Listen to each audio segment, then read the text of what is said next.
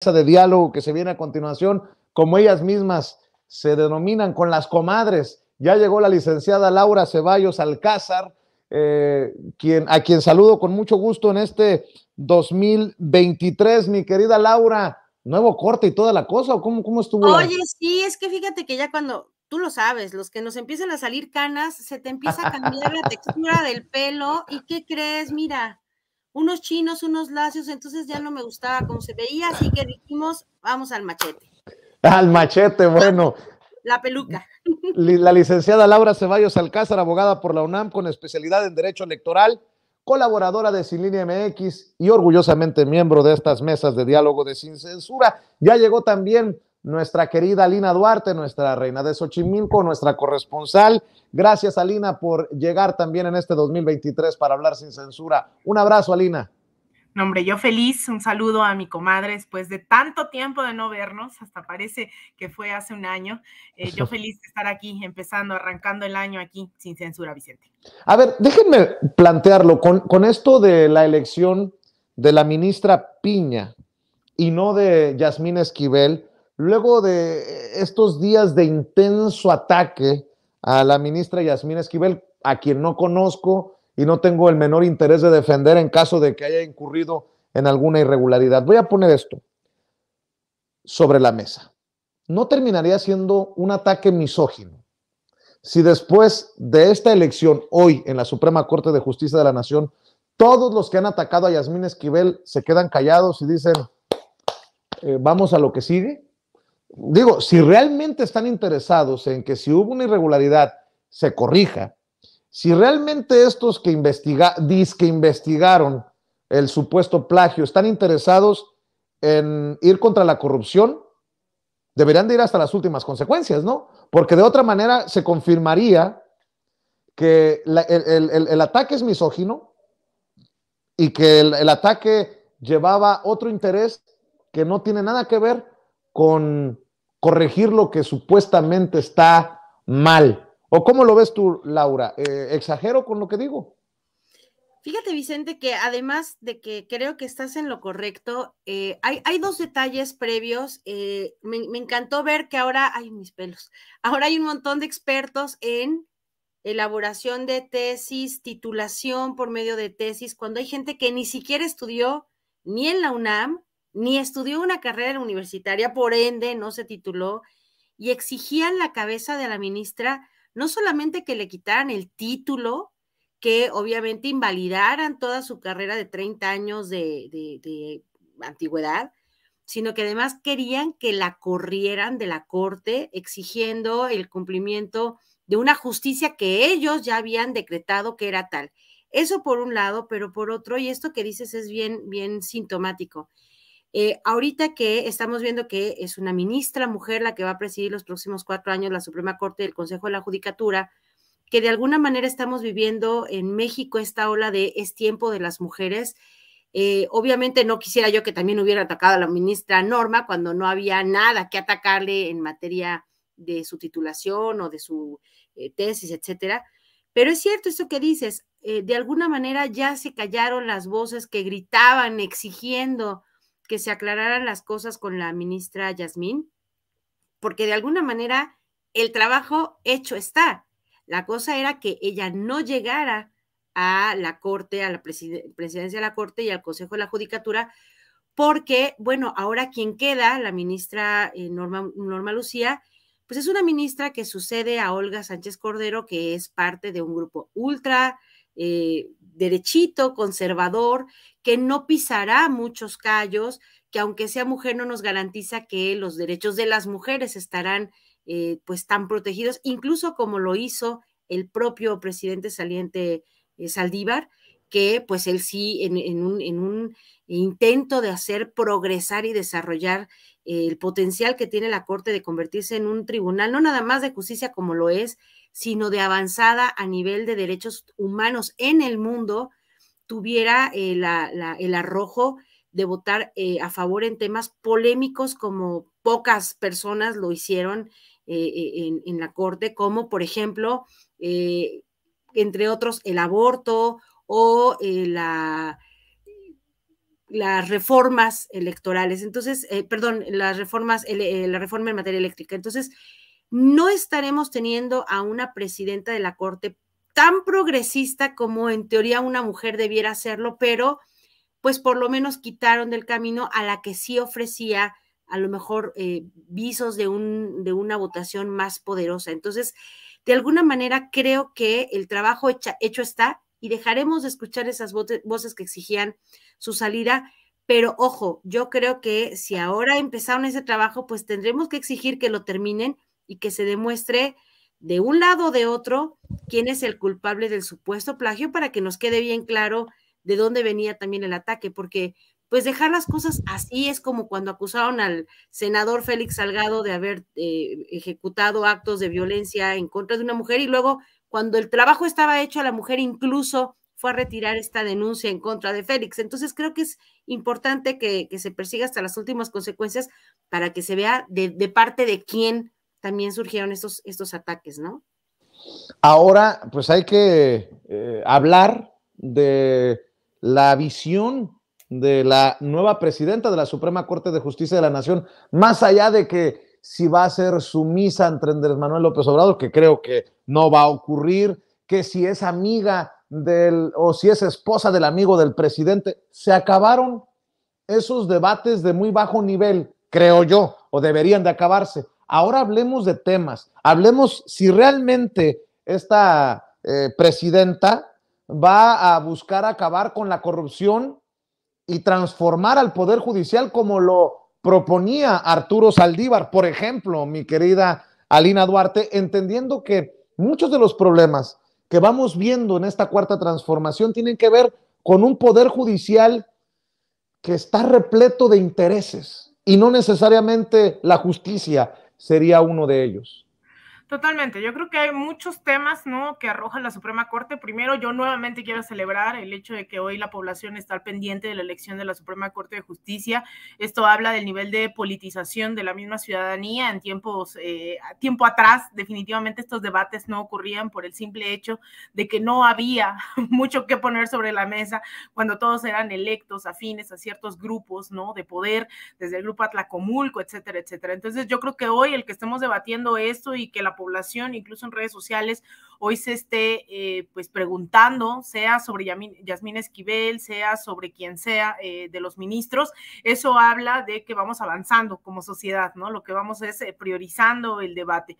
Tú mencionas, Vicente, que tendríamos que estar acabando o elevando el nivel de debate. Yo creo que eso es el deseo, ¿no?, máximo que puedo tener. Sin embargo, bueno, eso va a estar presente en las portadas del Reforma, del Universal. Eso no se va a ir tan fácilmente y eso es parte justamente de ocultarle a la población lo que está ocurriendo, el mantener los altos debates para ciertos funcionarios, para ciertos círculos. Así que hay una gran tarea para democratizar todavía la información. El que hoy se presentaran incluso fallas dentro del sistema de transmisión de la Suprema Corte, pues habla bastante, o que la gente estuvo saturando el sitio tratando de seguir la transmisión, o simplemente que no decidieron hacerlo tan masivo, ¿no?, este debate. Yo creo que hay muchas cosas, ¿no? O sea, podríamos desgranar todo esto que ha ocurrido hoy desde el rol de la UNAM.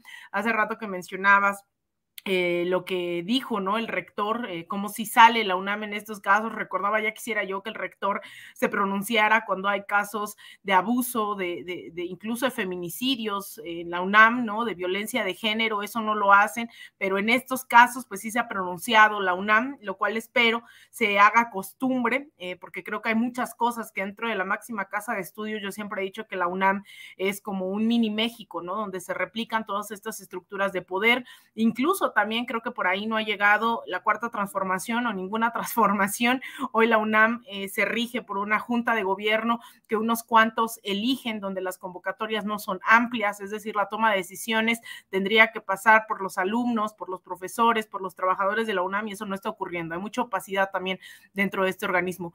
Y la Suprema Corte, pues creo que es de esos debates que tenemos todavía muy pendientes, no solo en la llamada Cuarta Transformación, sino en la historia de este país, el Poder Judicial, la Suprema Corte de Justicia, pues evidentemente yo siento que en muchas ocasiones nos ha demostrado que no están a la altura del debate, ¿no? Creo que del momento histórico más bien, en el cual se ha pedido avanzar en el tema sobre la regularización, ¿no? de la marihuana, el seguir debatiendo temas del aborto, temas pues de trascendencia nacional, y la verdad es que muchos de los ministros pues han mostrado reticencias porque se niegan a que sea el máximo órgano de impartición de justicia el que esté con el pueblo, con las mayorías. Entonces yo creo que todavía hay una gran deuda, y es por eso que el nivel de reticencia, no solo a debatir los perfiles, sino avanzar, ¿no? Fundamentalmente creo que ese es el meollo, es para qué queremos un nuevo presidente o presidenta, qué van a hacer, cuál es el rol de la Suprema Corte, cuál debería de ser el rol,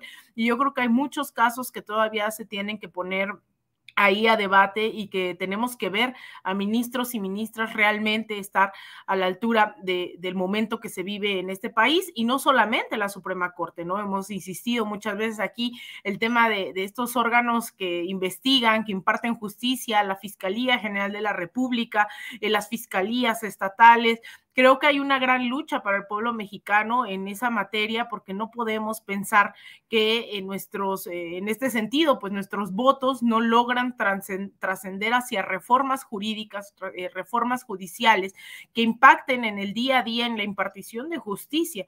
O sea, tenemos casos, ¿no? Brutales, en donde el mismo presidente, ¿no? Por ejemplo, el caso de Israel Vallarta, en el cual el mismo presidente dice, pues yo no puedo hacer nada porque no se le ha dictado una orden, no se le ha dictado una sentencia. Entonces el presidente, incluso el mismo presidente de la República, no puede hacer nada al respecto, ¿no? Aun cuando él cree que se ha demostrado que esto fue un caso, ¿no? Donde hubo pues más que evidencias de la culpabilidad de Israel, evidencias de que esto fue creado, de que esto fue un montaje, y que hay responsables claros de otras administraciones que deben ser procesados por ello, y ni siquiera el máximo representante de este país tiene herramientas para poner fin a esta injusticia muy específica. No se diga las miles de injusticias cometidas, no solo de Israel Vallarta, de Florence Cassette, sino las miles de justicias que se cometen día a día en contra de poblaciones indígenas, de mujeres, que evidentemente ahí no se puede hacer más, porque necesitamos reformas al sistema judicial. El aparato judicial, yo diría, es el más grande reto de la Cuarta Transformación. Ahí pareciera que no se le toca ni con el pétalo de una rosa, así que había mucho en juego dentro de la Suprema Corte, y yo creo que pues desde hoy, ¿no? Viendo estas reacciones, a mí me encantaría que esto derivara en darle seguimiento a todas las sesiones de la Suprema Corte, en que pudiésemos estar ejerciendo presión, así como se ejerció presión por la presidencia, que no es menor, del máximo órgano judicial en este país. Yo creo que es un buen momento para que sistemáticamente le pongamos la lupa a la Suprema Corte, después de no hacerlo durante muchas décadas. Ha sido un sector muy específico, insisto, quienes estaban al tanto de lo que ocurría dentro de estos órganos judiciales, y yo creo que hoy la población mexicana también estará muy interesada en darle seguimiento y ver a lo que nos ateníamos. No solo era cuestiones de perfiles, de ver quién obtenía votos, sino de los intereses detrás, ¿no? de esta elección. Entonces, bueno, yo espero que esto nos abra la puerta para seguir debatiendo intereses de trascendencia nacional e incluso internacional. Con lo que dijo el presidente Andrés Manuel López Obrador, que el Poder Judicial estaba secuestrado, y entendiendo que la nueva presidenta, o la primera presidenta en la historia del Poder Judicial de nuestro país, ha votado en contra de la 4T, lo pongo entrecomillado, ha votado en contra de lo que promueve el presidente Andrés Manuel López Obrador en su gran mayoría de votos, pues a ver si nos sirve de advertencia nuevamente lo que ocurrió en Brasil, en donde juramenta nuevamente Luis Ignacio Lula da Silva como presidente, después de haber pasado por prisión, después de las campañas y los ataques de la ultraderecha encabezada por Jair Bolsonaro allá. Bueno, pues regresa Lula a la presidencia. Yo nada más pongo sobre la mesa esto de lawfare y de cómo tumbaron a Lula y cómo tumbaron a Dilma por lo que está ocurriendo en nuestro país, y que la boca se me haga chicharrón, mi querida Laura Ceballos. Sí, que se te haga chicharrón.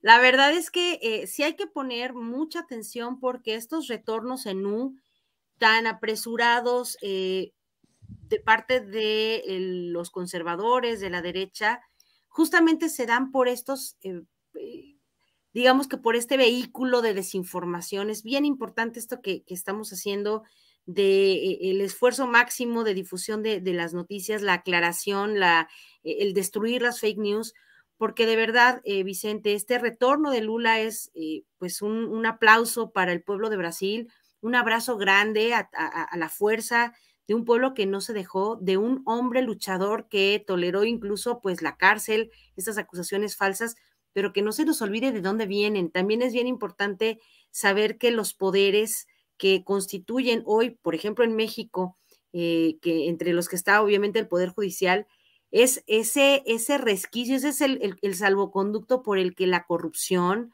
la impunidad se logran. Esto que decías es bien importante, como en México el aparato máximo de la justicia, lo último que pone como foco de su trabajo es la justicia, o sea, mucha legalidad, mucha interpretación de leyes, pero poca justicia.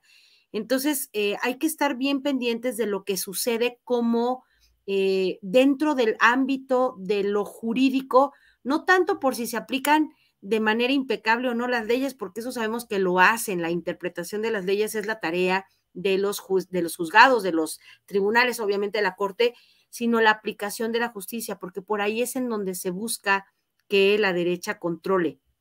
En el caso de Lula, estas acusaciones falsas de enriquecimiento hicieron que estuviera en la cárcel pues un tiempo largo y lograron poner en el sillón presidencial a un ultraconservador como Bolsonaro, que además pues tampoco toleró el haber perdido y haber entregado la banda presidencial, como decimos aquí en México, de manera legítima. Sin embargo, bueno, esto es bien importante, esto que decía Lina también es súper importante, ver cómo en México hoy cada vez más la gente está interesada en todos los procesos de los diferentes órganos del Estado.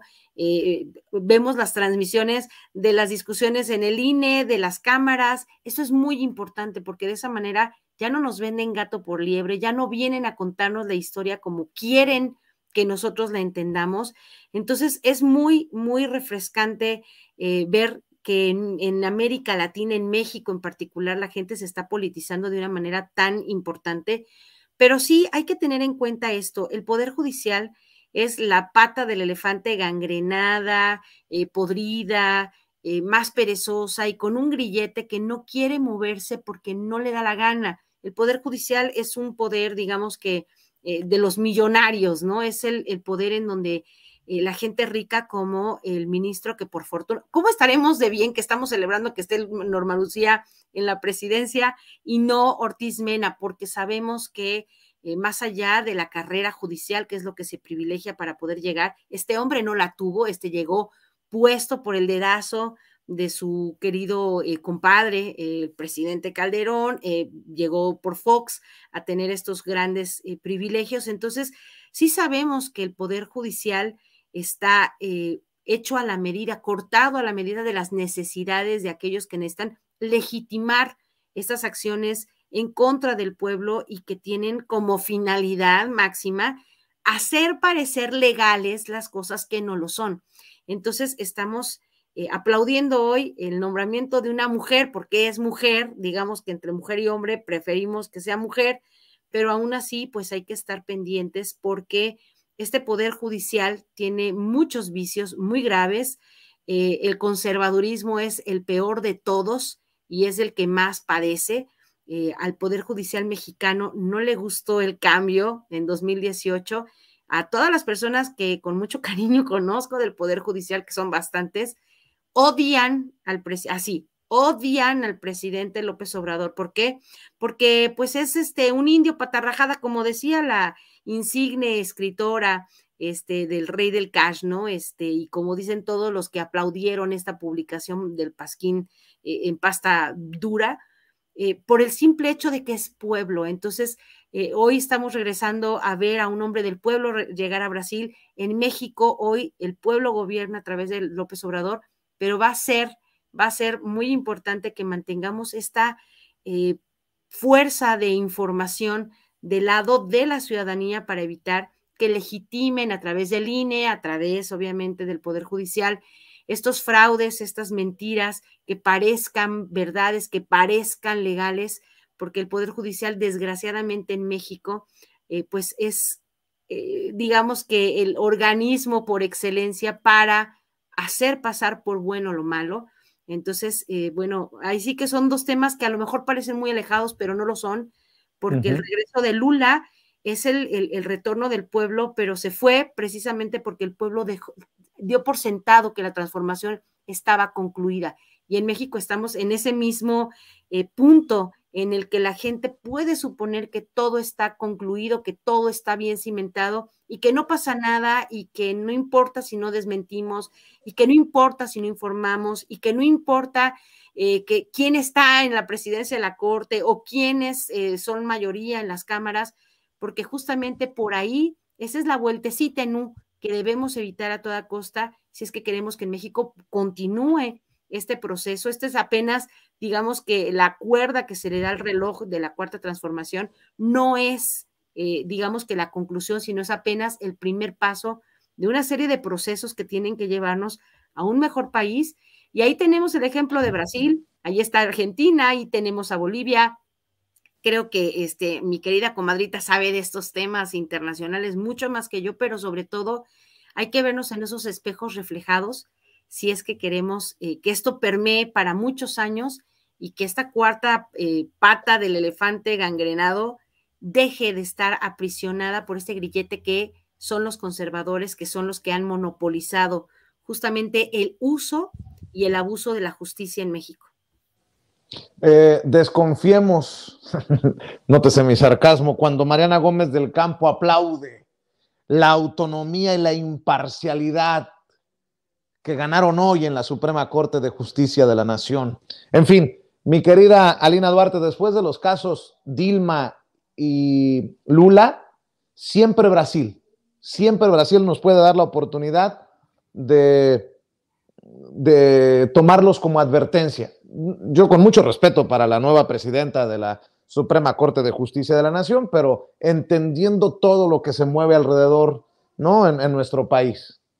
Totalmente, yo creo que no solo Brasil, sino América Latina en los últimos 20 años, ¿no? Los casos son múltiples y con muchas especificidades, no es que haya un solo menú en la carta del golpismo, en la carta de desestabilización, en realidad hay muchas formas, ¿no? Y creo que el Poder Judicial, la parte electoral ha sido fundamental dentro de estos procesos para esto que se denomina, ya lo mencionabas, el lawfare, esta guerra pues jurídica, pero también mediática en contra de estos gobiernos que tienen una característica, eso sí en común, que son democráticamente electos y otra que son, se asumen progresistas, ¿no? A pesar de que no hay una sola definición de progresismo, pues lo cierto es que tiene muchas características como la implementación de estos programas sociales, el pensar en los sectores históricamente excluidos, poner más peso en los debates sobre las mujeres, sobre los pueblos originarios, etcétera, etcétera. Y eso lo vimos el día de ayer, fue bastante simbólico con el caso de Lula da Silva, en su toma de protesta. Creo que si algo caracterizó también a su gobierno y al gobierno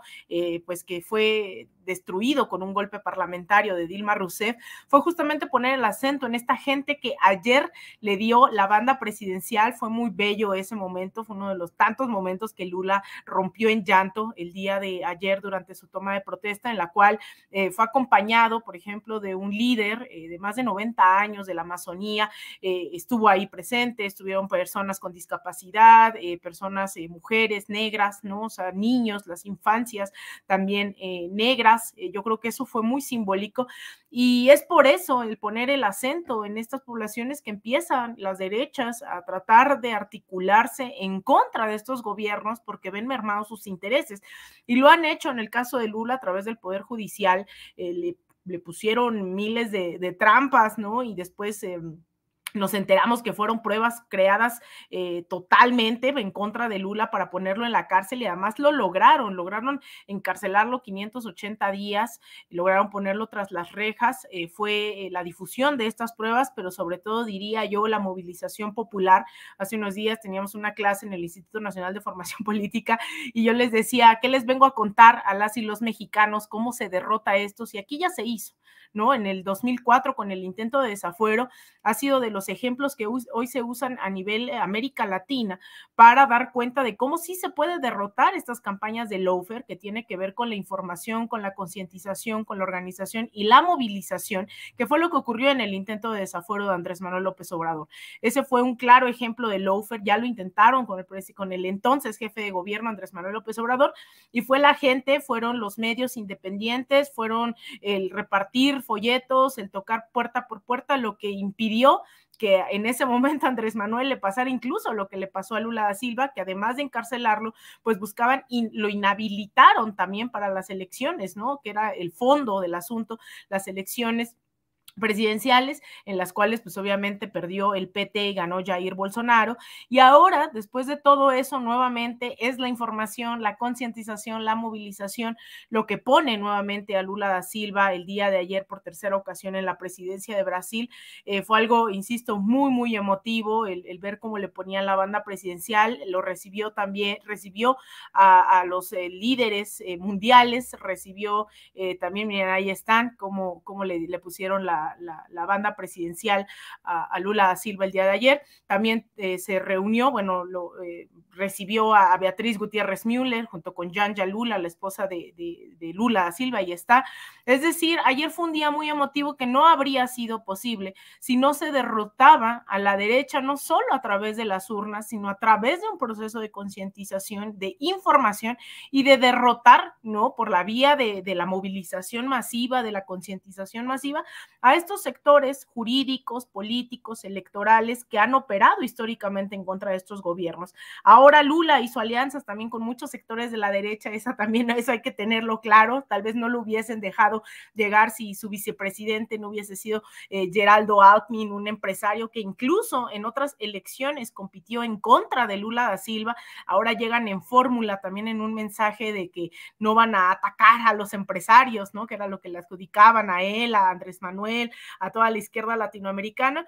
Así que yo creo que ahí tenemos al menos unas herramientas para saber que si bien la derecha puede hacer uso, en este caso abiertamente creo que ya está definido en México, que es del Instituto Nacional Electoral, a través de ciertas también sectores empresariales, medios de comunicación, es decir, ya tenemos claro, ¿no? No es un enemigo, porque no estamos en una guerra, pero sí es cierto que son estos sectores claramente de oposición, al menos en México ya lo tenemos claro, ya no tendría por qué tomarnos por sorpresa, pero también la fórmula para derrotarlo sigue siendo clara, ¿no? Que es la información a través de estos espacios sin censura, el hecho de organizarnos, pero también no descartar esta movilización y sobre todo lo que decía anteriormente, pues poner bajo la lupa lo que están haciendo, no confiarnos, ver qué está haciendo la Suprema Corte, qué no está haciendo, qué está haciendo la Fiscalía y qué no está haciendo, qué no están haciendo nuestros y nuestras legisladoras, senadores, senadoras. Yo creo que es importante que hoy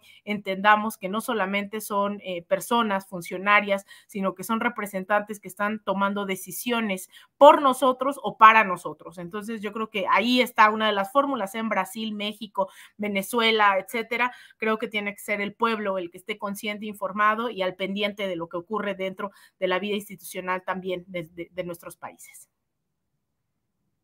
Mi querida Lina, ¿por qué no cerramos invitando a la gente para que en este 2023 también te siga en redes, también te apoye en tus trincheras, en el instituto, en fin, andas por todos lados, querida? Así es, ahí andamos. Bueno, ahí está, yo me he despedido el día de ayer de los medios públicos, pero mi último reportaje fue de Lula da Silva, así que pueden ir, lo posté en mis redes sociales, me encuentran como @AlinaDuarte_ en Instagram _AlinaDuarte, en facebook.com /AlinaDuarte periodista. Ahí subí este reportaje para que quienes quieran ver justamente cómo se llegó a un 1 de enero del 2023 con Lula. Bueno, traté de hacer un recuento, está ahí en la página de Canal 14 también, en donde estaré, bueno, colaborando ya, será en programas especiales y demás, pero estaremos aquí todavía en Sin Censura todos los días en el Instituto de Formación Política de Morena, en donde ya también pronto, espero que en 1 o 2 semanas, anunciaremos algunos cursos que vamos a estar teniendo justo sobre América Latina, sobre algunos otros procesos. Va a venir gente desde Venezuela también a compartirnos sus experiencias. Yo creo que es un buen momento para poner el acento en lo que se ha hecho, lo que no se ha hecho, no solo en México, sino en América Latina. Así que bueno, ahí me pueden encontrar en redes sociales y yo feliz de contestarles. E insisto, pues aquí todos los días en Sin Censura. Pues te mando un abrazo a ti, Vicente, a Ceci, a don David, a Toño, también ahí a mi comadre Laura y pues bueno, obviamente a toda la audiencia que está ahí en el chat, mandando saludos. Muy feliz año nuevo a todos y todas. Claro que sí, muchas gracias, Alina, y lo mejor está por venir en este 2023. Mi querida Laura Ceballos, ¿por qué no cerramos también invitando a la gente a tus trincheras para que en este 2023 se convierta en el año más productivo de nuestras carreras? Eso, pues yo estoy en Sin Línea MX todos los días a las 11 de la mañana cuando no tengo trabajo de abogada y bueno, estoy en Facebook como Laura Ceballos, Sin Línea MX, en Twitter como @CeballosLaura. Y también escribo para Sin Línea MX, pero también para Políticos al Desnudo los miércoles o jueves, dependiendo de cuánto trabajo tenga.